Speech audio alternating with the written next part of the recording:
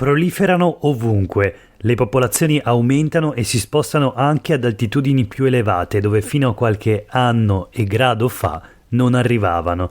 Il cambiamento climatico degli ultimi anni ha portato a una modificazione netta delle popolazioni di insetti anche in Veneto.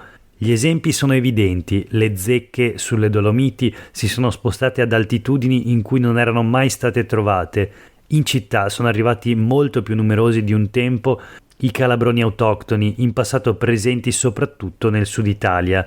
Gli insetti sono macchine regolate dalla temperatura, spiega il professor Andrea Battisti, entomologo del DUFNAE, il Dipartimento Agronomia, Animali e Alimenti, Risorse Naturali e Ambiente dell'Università di Padova. Hanno un limite inferiore e uno superiore, sempre di temperatura si intende, per la riproduzione e le attività. Gli insetti delle zone temperate stanno rispondendo agli aumenti della temperatura con un periodo di volo, un'attività alimentare e una riproduzione accelerata. Un esempio sono le popolazioni di calabroni autoctoni. Già dall'anno scorso abbiamo avuto una super riproduzione grazie al clima. Sono sempre esistiti, ma è la frequenza che sta aumentando, aggiunge l'entomologo. È evidente che tutti questi organismi con l'aumento della temperatura cresceranno ancora e questo accadrà anche nei prossimi anni. L'uomo dovrà adottare dunque un comportamento adattivo alla presenza degli insetti, più vigile e più attento rispetto a un tempo. In questo caso, l'esempio più semplice della necessità di attivare codici rossi inaspettati è proprio quello delle zecche in alta montagna. Chi si era mai posto il problema di incontrarle ad alta quota sopra i 1500 metri fino a qualche anno fa? Probabilmente quasi nessuno, visto che in una passeggiata a quelle altitudini difficilmente le zecche facevano capolino. Non è più così, avverte l'entomologo. Le zecche si stanno spostando ad altitudini più elevate alla ricerca di ambienti adatti. Andare oggi nei boschi senza precauzioni e in pantaloni corti, anche a 1500 metri, significa prendere quasi sicuramente le zecche, anche perché ora anche a quelle altitudini si trova l'erba alta, visto che non ci sono più gli animali al pascolo. Il problema dunque, come sempre, riguarda il caldo, ma anche il consumo e l'utilizzo del suolo e il commercio, che in alcuni casi fa entrare via nave prevalentemente nell'ecosistema naturale alcune specie non autoctone. Questo è Sveglia Veneto, il primo podcast dedicato all'informazione vista da nord-est. Io sono Jack Calcetto. Oggi è venerdì 13 ottobre 2023. La prima notizia del giorno riguarda l'autunno caldo degli insetti, zecche, scarafaggi, zanzare, boom di insetti. La notizia sul Corriere del Veneto nell'articolo di Alice D'Este, del quale abbiamo appena letto la prima colonna. L'esperto, l'entomologo, dice: sono animali regolati dalle temperature, la loro riproduzione sta accelerando.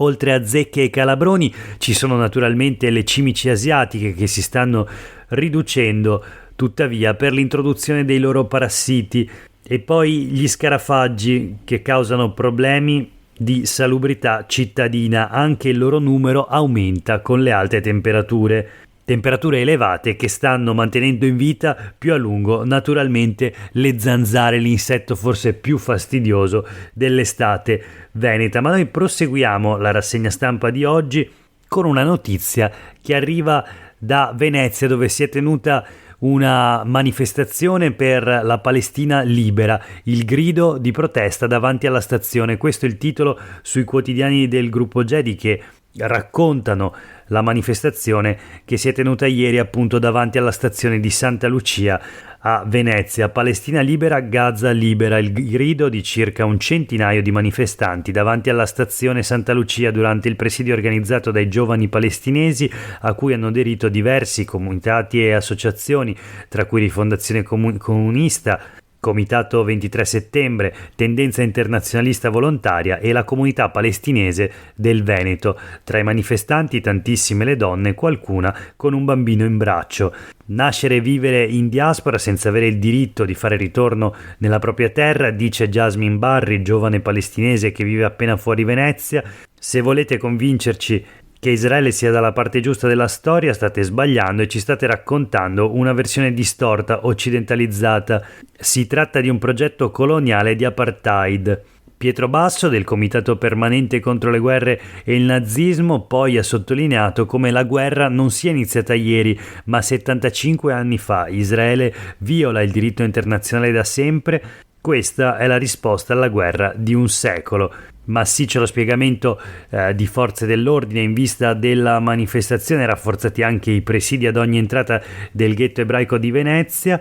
Non ci sono tuttavia notizie di scontri o altri tipi di problemi appunto di ordine pubblico legati a questa manifestazione, che quindi si è svolta in modo del tutto pacifico.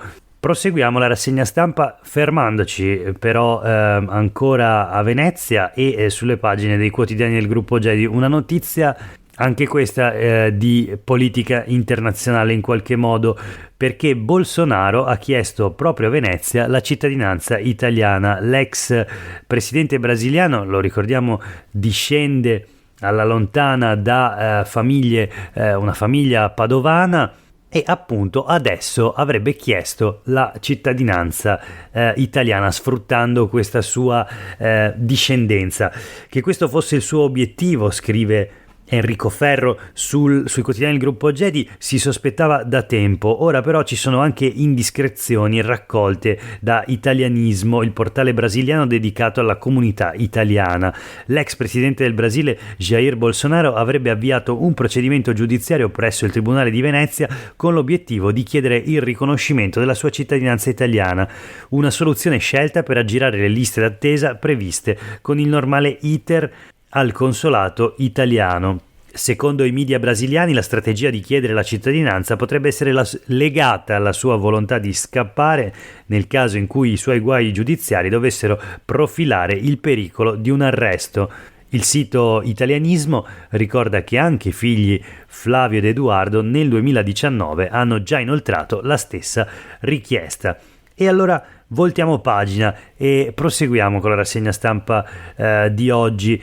Ci spostiamo sul Corriere del Veneto, dove in primo piano c'è una notizia che riguarda istruzione e innovazione.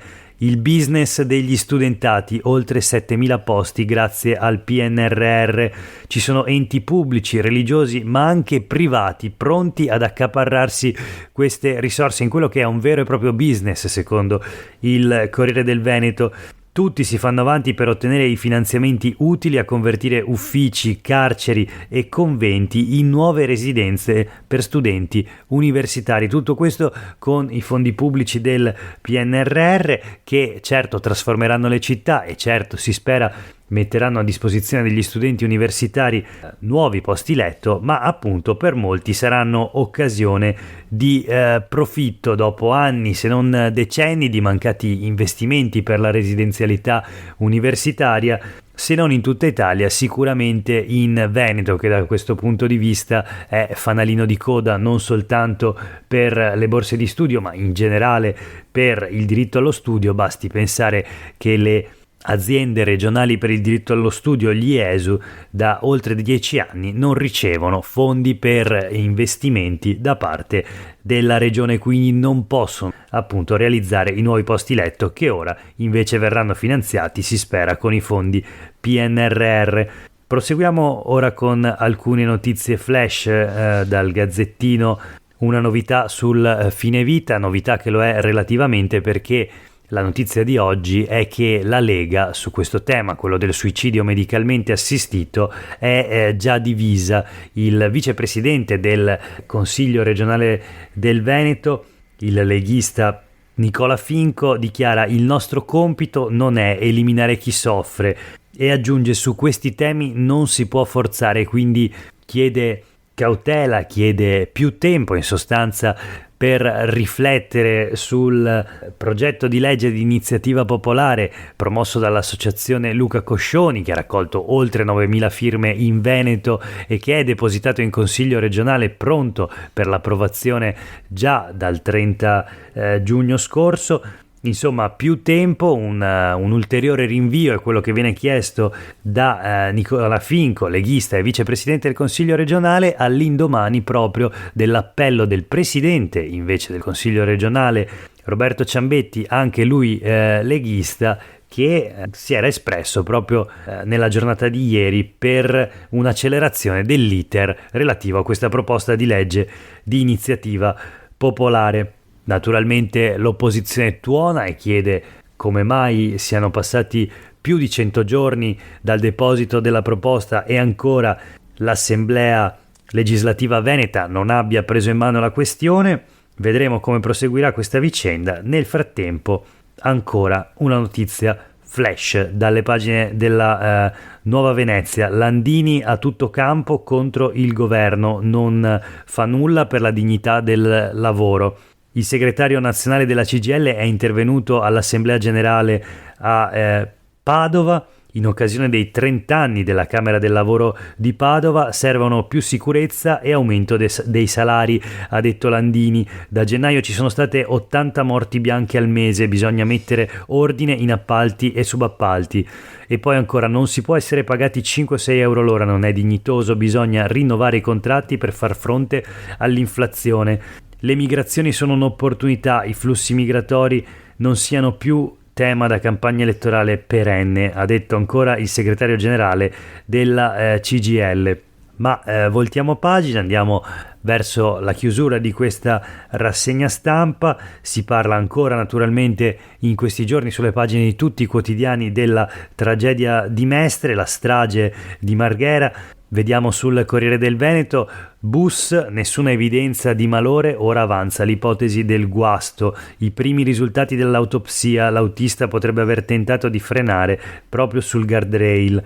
Sono due quindi le principali ipotesi sulle cause che hanno portato l'autista Alberto Rizzotto a perdere il controllo del mezzo: un malore oppure un guasto meccanico. Il Corriere del Veneto ricorda che ci sono attualmente 3 indagati per omicidio stradale. L'amministratore delegato della società che operava la corsa La Linea, il dirigente comunale Roberto Di Bussolo e il funzionario Alberto Cesaro. Vediamo i quotidiani del gruppo Gedi, la tragedia di Mestre, perizia sul guardrail, ponte chiuso il 25, per la procura c'è il mastino di Genova. I consulenti del PM e delle difese delle parti offese andranno sul cavalcavia per esaminare lo stato di barriere e strada. Protesta delle difese per non aver ricevuto alcuna informazione sull'esito dell'autopsia. Insomma, queste notizie riguardanti l'inchiesta che nel frattempo prosegue, ma chiudiamo la rassegna stampa di oggi con un'ultima notizia sempre dalla Nuova Venezia che in qualche modo è connessa o meglio alla tragedia di Mestre e riguarda le morti sulla strada. Telefonino alla guida tra le maggiori cause di incidenti mortali. È il risultato, questo in sintesi, del report dell'ACI Venezia: quasi uno schianto ogni 3 è riconducibile a gravi distrazioni degli automobilisti. Il capoluogo, Chioggia, Noventa e Portogruaro sono i comuni con il più alto numero di vittime. Martedì e venerdì i giorni più funesti, boom di incidenti con i monopattini. Questi i contenuti del report che viene presentato in dettaglio comunque a pagina 10 della Nuova Venezia. Per oggi è davvero tutto, grazie per aver ascoltato questa puntata di Sveglia Veneto. A tutte e tutti voi una buona giornata.